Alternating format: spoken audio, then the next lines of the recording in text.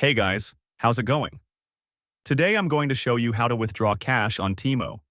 You can cash out within moments. However, you need to have a minimum of 10 bucks in your account. Otherwise, you won't be able to cash out anything. First, switch on your Temu app. What you're going to do is open your profile icon. Click on the right corner of the page, which is what we did, and then click the cash out option. You'll see it on your profile. Alright, then enter the amount you wish to withdraw and choose your payment method. Lastly, tap on the cash out option and it will be confirmed after you've properly followed the instructions. Alright, and you'll have it within days. Let me know in the comments if this video helped you. Don't forget to like and subscribe.